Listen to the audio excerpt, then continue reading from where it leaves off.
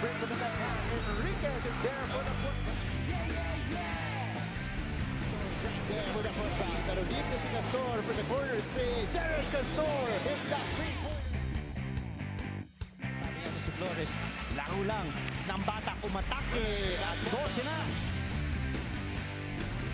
So now the fronting on Wolverine. Sidney on Wolverine throwing up a triple.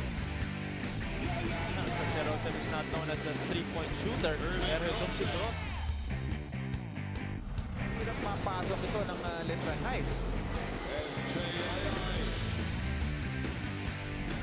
Si Andoy Estrella at may foul na tinawag dito. Just together completes that backdoor play.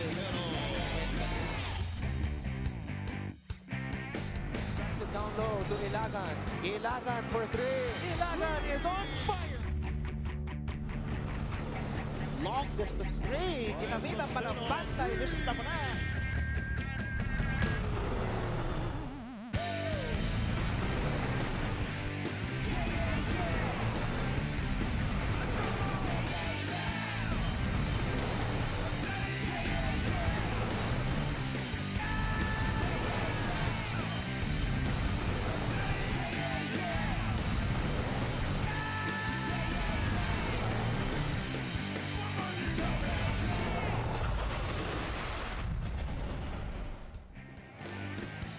It's Friday the 13th and it's also a very important day here in the NCAA. Magandang tanghali po sa inyong lahat. Nagbabalik tayo sa loob ng Phil Oil Flying V Center sa lungsod ng San Juan for again another Friday triple header here in season 93. First up, we have these guys, the San Sebastian Golden Stags. They will battle the Mapua University Cardinals in our first game today. Again, Day 38 of NCAA Season 93. Ayan po ang ating games today, Mapua and San Sebastian for the first game. Pagkatapos po niyan, the rivalry continues. San Beda Red Lions and Letran Knights will battle it out in our second game. At ang ating ikatlong laro, rounding up the triple header for today, it's gonna be the JRU Heavy Bombers, the number 3 team in the standings, going up against the league-leading and the still undefeated LPU Pirates. That is our triple header on this beautiful Friday. Again, Friday the 13th. Magandang hapon po sa inyong lahat. Ako si Martin Javier, kasama si Mikey Reyes. Mikey, mainit na mga laban ang meron tayo ngayong biyernes na ito at magandang hapon sa'yo. Magandang hapon sa'yo, Martin. Unang-unang magandang hapon sa lahat na nanonood ngayon. Pero sabi mo nga, importanteng araw dito sa NCAA. Itong first game natin, importante ito for both teams actually, Martin. Mapua, wala nang pinaglalabanan. But they have the nothing to lose mindset going into today's game. Sa kabila naman, San Sebastian, sa do-or-die game for them, backs against the wall. Titignan natin kung ano magiging gera ang mangyayari para sa dalawang kupunan na ito. Pero Mikey, tignan muna natin yung sitwasyon nila sa ating updated team standings. Well, sabi mo nga, Martin, the Mapua Cardinals, medyo out of playoff contention na. Nandun sila sa ilalim with a 3-13 record. Pero sabi ko, importante ito because they wouldn't want to end their season nandun sa ilalim. This is their chance to tie itong CSB Blazers as they go up against the Stags para naman sa coach, sa team ni Coach Egay Macaraya. They will have to win this game if they want to tie itong AU Chiefs. And of course, yung Letran maglalaro mamaya against our defending champions. So, ayaw naman nila na hindi yung destiny nila, hindi nila control. So, gusto nila manalo ngayon para matayin nila and then we will see kung ano mangyayari next week. So, an impending kagulo sa NCAA ang nagbabadyang mangyari dito sa Season 93. Pero Mikey, balikan natin yung paghaharap nilang dalawa. Alin Bulanadi, of course, one of the stars of that game. Their first matchup was early in August 4 to be exact. And Mapua fell behind very early in that game, 14-5 in the first quarter. And well, they could not recover. Basta led by as much as 14 points and took that game by 9, 75-66. Well, of course, being Mapua, nakulang-kulang na nga yung team nila in terms of their roster. 9 players lang ang maglalaro in today's game. They wouldn't want to fall behind early kasi nga baka mapagod sila. Looking at that game, sabi mo nga hindi na sila nakahabol. Pero si Alin Bulanadi nagpakitang gilas para kay Coach Egay Macaraya, finished with 18 points, 4 rebounds, and a couple of assists. Andoy Estrella naman, ang ever-reliable Andoy Estrella ni Coach Atoy Ko, 27 big points, 6 rebounds, and 4 assists. But I'm sure Andoy would rather get that win, and they will have that chance to get back at the Stags dito sa ating laro ngayon. Estrella was the only guy in double figures for Coach Atoyco in that game against, of course, the San Sebastian Stags. Pero Mikey, pag-usapan muna natin ang kupunan niya for Coach Atoyco playing with a depleted lineup, I think, for the most part of the season. But this guy, ang ating if-future po, despite losing a close game against the JRU Heavy Bombers, ito, I was impressed and I was very surprised with his performance in our three-point shootout.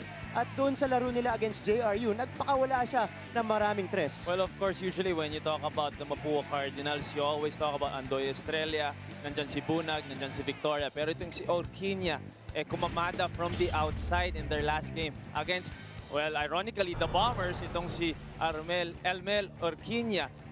4 of 11 from deep. Medyo mababa yung efficiency niya, finished with 14 points. Pero you can see that the confidence is building for this man. Of course, ang daming nilalaro nitong si Orquiña being in a team na kulang nga sa players. At tumulong pa siya with 3 rebounds and I'm sure they will need him to hit it from the outside para mag-create ng space para sa ibang players like si Andoy Estrella. And Atoyco will be very, very pleased to see him explode once again. Almero Orquina, of course, one of the key guys this season dahil nga siya siyam lang, minsan 8, minsan siyam ang ginagamit nito ni Coach Atoyco.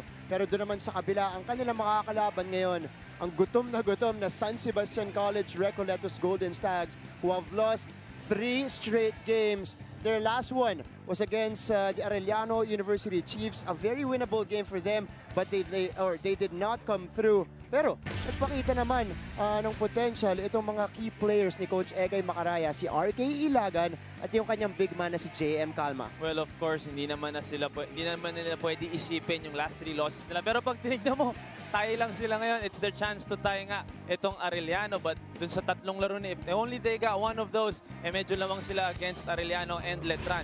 But again, itong si RK Ilagan, we've known him since last year. Sabi nga natin, the Stephen Curry of the NCAA. Finally, nagparamdam na ulit against the Chiefs. RK Ilagan, 14 points, 5 of 12 from the field, 3 assists and the steal. Ito naman si JM Calma, nagpapakilala dito sa season 93 for Coach Egay Macaraya. Finished with a double-double, 12 points, 5 of 7 from the field. Very, very efficient at nagdagdag pa ng isang block. So, both these players, along with the veterans in Michael Calisaan, si Costello, it will be very tough for Mapua if they can all contribute for Coach Egay. Of course, that was the RK Ilagan that we know. And that was the RK Ilagan in season 92. Yun ang pinakita niya against the Arellano University Chiefs. So hopefully he can continue his hot shooting today against the Mapua University Cardinals. Pero Mikey, kilalanin na natin ang ikatlong miyembro ng ating broadcast team. Kapareho mo, double duty rin today. Nandyan si Siege Tantenko. Hi, Siege. Hi, magandang hapon, Martin and Mikey. At syempre sa lahat ng ating mga kapamilyang nanunood sa bahay ngayon. Simula pa lang ng ating bakbakan sa ating triple header. Pero ramdam ko ng energy dito sa San Juan Arena. Ang kasama ko ngayon, mga students ng San Beda, all the way from Mendiola, kahit pa 2 p.m. ang kanilang laro. Excited na sila. Kaya kung nanonood kayo sa bahay ngayon o sa school, huwag kayong pauli sa aksyon. Sagutan nyo na ang ating question of the day. Kung gagawa kayo ng pelikula starring ang isang taga-NCAA, ano ang title nito? Just use the hashtag NCAA Season 93 and hashtag NCAA Strong para mapakita namin ang inyong mga tweets live on air during our game. Maaari nyo rin gamitin ang hashtags na yan para magtanong sa mga favorite players nyo at ako ang kukulit sa kanila at courtside. Of course, if you are hitting the road soon, don't forget to bring the action with you. Meron tayong live stream, that's sports.abs-cbn.com/livestream/NCAA. Kita-kita tayo online. Martin, Mikey? Maraming salamat, Siege. At mamaya rin, maririnig natin yung sagot ni Mr. Mikey Reyes, the legend himself. Pwede na nga yung title sa kanya, The Legend.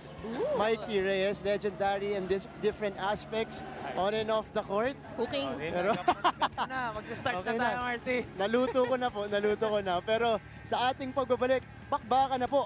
First game natin, San Sebastian College Recoletos Golden Stags and the Mapua University Cardinals. Huwag kayong maalis at manatiling nakatutok dito lamang sa SNA.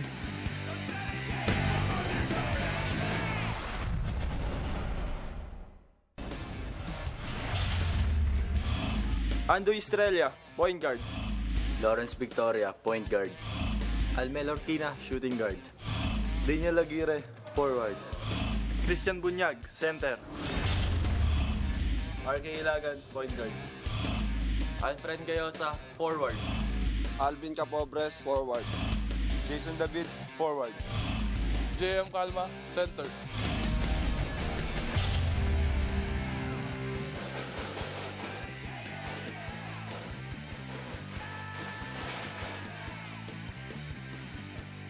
And we're back inside of Phil Oil Flying V Center for this live and exclusive coverage of your NCAA Season 93. Starting 5 for both teams. Eh, nakita nyo yung sa Mapua. Ito naman yung sa San Sebastian. RK Ilagan starting today for Baste along with Gayosa, JM Calma, Jason David, and Alvin Capobres. So, Coach Egay Macaraya rewarding the nice outing of RK Ilagan in the previous game. Again, he had 14 points against the Heavy Bombers. As we start off this ball game, Mapua University Cardinals and the San Sebastian College Recoletos Golden Stars, October 13, 2017. Our referees, number 85, Zambrano, 59, Herrera, 35, Ocfimia, and number 40, De La Cruz. Well, of course, Martin, we all know how deep itong San Sebastian Stags roster is, as itong si David starts everything off dito sa ating laro. You can start itong si RK Ilagan, nandiyan pa si Ryan Costello. Of course, nandiyan pa si Renzo Navarro na nagpapakilala din dito sa ating Season 93. So you can see the depth of the team of Coach Egay. 2-0 agad ang ating score. Minsan sinasabay-sabay niya yan, yung tatlong gwardiya na yan. They want a speedier lineup on the floor. But Mapua, they've been playing like that in the previous 3 games. Orkina starting things off for them with a 3-pointer. If the San Sebastian Stags are deep, ito namang Mapua mababaw as RK Ilagan gets that 3-back, mababaw lang. Itong Mapua Cardinals, 8 nga lang sila or 9 nga lang sila maglalaro ngayon. Alam mo na kung sino hawak ng bola at isa na doon. Itong si Andoy Estrella, and of course yung naka 3 points kanina, si Almel Orquina. RK Ilagan continuing his hot shooting here. Victoria off the pass. Victoria with the leaner off the glass. Wala. Scramble for the ball. Mapupunta ulit sa Mapua ang bola with a fresh 14 on their shot clock.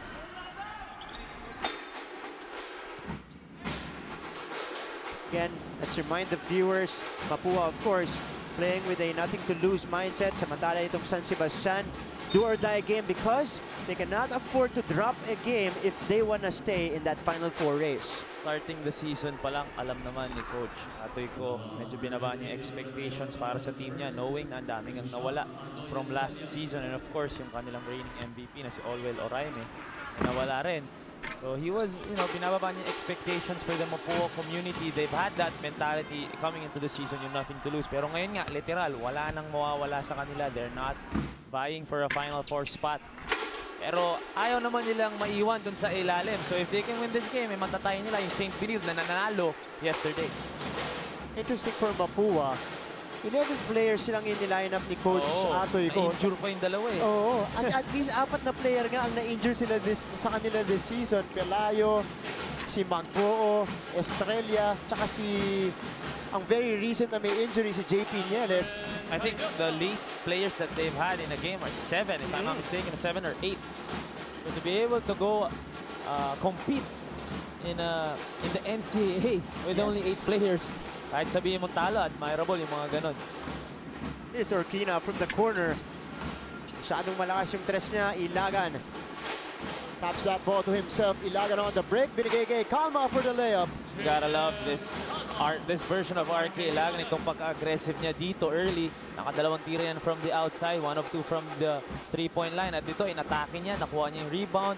Right away, pushing that basketball. Waiting for his guys. At ayun, nahanap si JM Calma for that easy lay-in. Early 9-4 start para dito sa San Sebastian Stags. With 2.5 gone here in our opening period. Estrella, who struggled in the previous game, 1 out of 11 against the Heavy Bombers. A steal for Capobres. Gayosa to David on the break, and he will finish. This is exactly yung pinagyayabang itong San Sebastian Stags, their length and their defense giving them wins here in the NCAA. 7-point lead for the Stags. We'll be right back here on NCAA Season 93.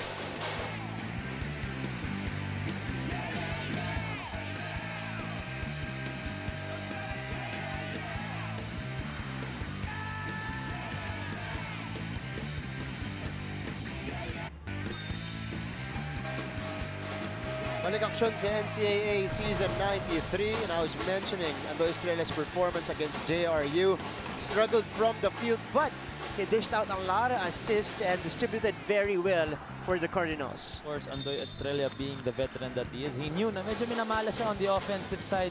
Minamala siya shooting that basketball. So gumawa siya ng paraan makatulong pa dito sa Mapua. And I'm sure Coach Atoy Ko is happy with his output with those 9 assists. Milo Nutriap galing move of the quarter. RK Ilagan set up job to JM Calma on the break. And that pushed the lead to 7 points for Baste. Here's David sumalaksak. Layup is too strong. Bunyag secures the rebound. Mapua tumatakbo. Slow it down. Andoy Estrella with a nasty crossover. Binigay dito kay Orquina. Aguirre against David. Cross-court pass. Victoria for 3. Capobres gets the rebound. You see the ball moving for Mapua. Doon, hindi lang sila makahanap ng open shot at hindi rin sila makakonvert. Intes din sa kabila. Itong si Jason David, but Capobres steals the ball away. Gayosa from the corner. He knocks it down. You have to admire itong si Alfred Gayosa. Not only is he a defensive player na pagkakakilala natin sa kanya in past seasons, ngayon na-improve niya yung kanyang outside shot. So, doble na ang hirap na binibigay nito si Gayosa sa mga kalaban. Sampu na ang lamang dito because of the game so far. Andoy Estrella naman sumagot ng kanyang 3. Mapua always, if they need a bucket, talaga pupunta sila dito kay Andoy Estrella para patayin yung sunog. Down by 7 itong Mapua. Capobres, binabantayan ngayon ni Andoy Estrella. Capobres drives left to Miguel. Binigay sa labas. Gayosa for 3 again. Oh, that rattles in for Alfred Gayosa. The shooter's bounce para dito kay Alfred Gayosa. Nag-thank you pa kay Lord after that shot. Back-to-back threes para kay Gayosa. The lead is back up to 10. Aguirre gets to the paint. Shot is off. Ilagan with the ball. Gayosa, another 3 on its way! And 3 in a row! Sinabi ko na na-improve niya outside shooting niya. But I didn't think he would hit 3 in a row para dito kay Alfred Gayosa. And you have to love the aggressiveness of RK Ilagan, attacking the basket, attracting the defense, and kicking it out to his open shooters. We are seeing a very active RK Ilagan early on this game. Samantala, puntahan natin si Siege for her first report. Siege? Yes, Martin. At this point, pride na lang ang pinaglalaban at kinakapitan ng Mapua Cardinals. Ayon kay Andoy Estrella, he started their off-season very excited about season 93, pero sa unti-unting pagkawala ng kanyang mga teammates, sabi niya doon niya naramdaman ang bigat at ang hirap ng kanilang pagdadaanan. Sabi niya hindi pa nakatulong ang dami ng malas at injuries na tinamo ng kanilang team this season. Ngayon pa man, ang sabi ni Andoy, these are the words of a veteran, lalaban kami. Tinanong ko siya, saan ka ba kumukuha ng fighting spirit mo? Tinuro niya ang lahat ng Mapua Cardinals at sinabi niya sa kanila. Back to you, Martin. Maraming salamat, Siege. That is the true mark of a leader. Ang hinahanap ni Coach Atoy ko mula dito kay Andoy Estrella. Of course, despite the woes, despite the problems that they had this season, they kept fighting and, you know, made a game out of each contest. Well, of course, Martin, leaders don't make excuses and leaders don't blame anyone but themselves. Itong si Andoy Estrella, ang daming excuse na pwedeng ibigay kung bakit nagsistruggle sila dito sa season 93. Whether it being injuries, nawala si ganyan, nawala si ganyan. Pero hindi, inaangkin niya. Alam niya that they could do better at alam niya na lalaban itong team niya, Andoy Estrella. Right now, they need to fight harder as they are down by 14 points. Last touch by Michael Calisaan. Balik ang bola sa Mapua. Gayosa, here's his corner 3. Ito yung pangalawa. Ayan, that rattled in. Vivo, perfect shot, perfect selfie. And the third three-pointer, perfect shot for Alfred Gayosa. 5-3 agad-agad mula sa Baste ang pinakawalan nila. 5 out of 7 from the Rainbow Country. Kaya Victoria, Flores, bunyag sa ilalim. He gets fouled by Gayosa. At ito, nag-substitution na ang San Sebastian. Nandito na si Michael Calisana, nandito na si Alin Bolanadi. Kabila naman, ang Mapua sticking with their 5. Shots para dito kay Christian Bunyag, who's been the breakout guy for Coach Atoy ko this season, averaging a double-double. Kasi na rin dahil babad siya para dito kay Coach Atoy ko. Of course, the past seasons, Coach Atoy ko has been relying on Allwell Oraime to take care of the paint. This season, all Filipino, Edong Mapua and Christian Bunyag really stepping up down low. 23-11 ang ating score. Mapua naghahabol. Estrella, binigay kay Victoria, baseline J. Too strong. Who will get the rebound? And the possession will remain with the Cardinals with a fresh 14 again on their shot clock. Enzo Navarro, papasok na, papalitan si Alfred Gayosa. Stop play earlier. Yes, that was kicked out of bounds by J.M. Calma. Ito yung sinasabi natin, yung depth ng San Sebastian. You start someone like RK Ilagan and then off the bench, Renzo Navarro. At nandun pa sa bench, the veteran Ryan Costello. So, walang butaw itong lineup ng San Sebastian. Here's Calisan, top of the key. 3! He knocks it down! Ang 6 na 3 para sa San Sebastian. At kahit itong si Michael Calisan, who has improved his range in season 93, tumutulong na rin. Really hot start here for San Sebastian. Biggest lead off the game at 15. 26-11 at natawagan ng traveling doon si Andoy Estrella. Yes, gumalaw yung kanyang pivot foot. So another turnover for Mapua, their 4th off the ball game. Justin Mercado papasok para kay J.M. Calma. Big bodies are in for Coach Egay Macaraya. Panati si Coach Atoy ko. Beating his case. Valdez gives it off to Navarro. Navarro, goes all the way. Navarro with a left hand. Ganda sana nung fake handoff doon. Ito si Renzo Navarro, although medyo nagulat ata with the left. Nadulas.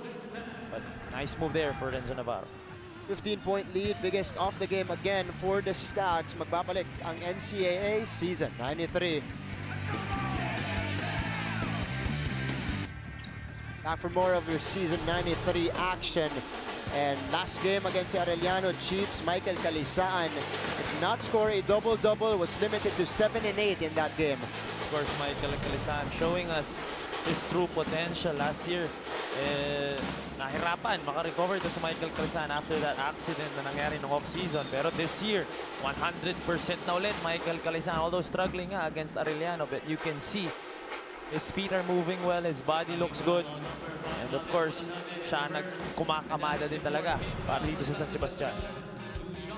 Ito yung foul kanina ni Lin Bolanadi. Again, Calisaan, of course, what a way to bounce back. Number 5 scorer of the league at 15.5 points per game. Sanbunya got the free throw line. Scored 10 and 19 against JRU. 13-point lead for the Stags. They moved the ball around. Navarro could not hit the 3. Estrella. Napunta sa kanya ang bola. Pinapantayan ni Bulanadi. Estrella umikot. Binigay sa labas. Victoria gets in. Hands it off to the Flores. Too strong on the mid-range J. Mapua will get the ball back. 10 seconds to shoot.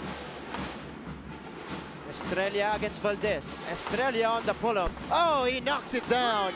Andoy Estrella again showing us the handle and that pull-up three-pointer. Di siya nalapitan ni Valdez doon at alam niya kung anong gagawin niya. Estrella for another 3-point bomb. Aba, si Sambo ang lamang ng baste. Calisaan drives left. His layup is off. Balik ang bola dito sa Cardinals. Here's that 3-pointer earlier by Andoy Estrella. I think it was very similar to his game winner 2 games ago. How many times have we seen that hezzy from Andoy Estrella. Very deceiving kasi Andoy Estrella. Already with 9 points, 2 3-pointers and 3 free throws. Para dito kay Andoy Estrella. 9 of the 16 points nitong Mapua. Sebastian Bunyag wants to add to that. He nails the first. 5 on the floor for the Cardinals. Flores, Estrella, Pelayo, Orquina, and Christian Bunyag.